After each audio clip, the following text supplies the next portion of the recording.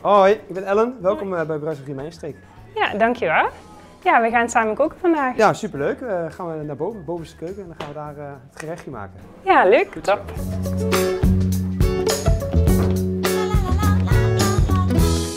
Oké, wat gaan we maken?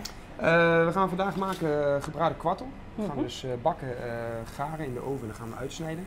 We gaan zuurkool daarop doen. Zuurkool is, dat gaan we met onze eigen appelsap doen. Ui.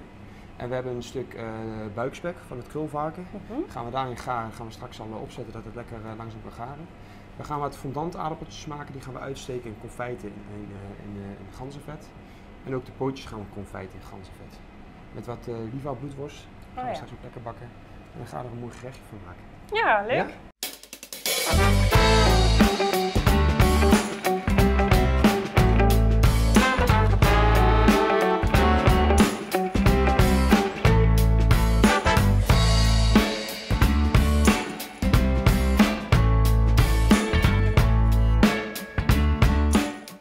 Je hebt hier een harde kern zitten, dat is de rug.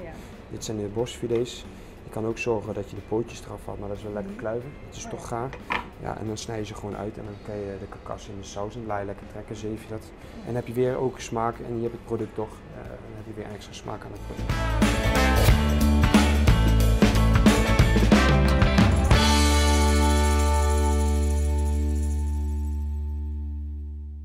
Dit is het gerechtje wat we net in de keuken hebben voorbereid, klaargemaakt. Dus de kwartel gebraden met het zuurkool, met onze eigen appelsap. Fondant aardappeltje, Limburgs bloedworst. De saus squattenjus met onze beide handbier. En we hebben daar in het kokotje zit de bonenmix met verschillende boontjes en het pootje. Ja, top. Het ziet er echt heerlijk uit en het past ook echt heel goed bij het winterse weer. Ja, superleuk. Ja. Heb je ook trek gekregen in het lekkere winterse gerecht? Kijk dan op onze blog, want daar vind je het recept. Tot de volgende keer. Doeg!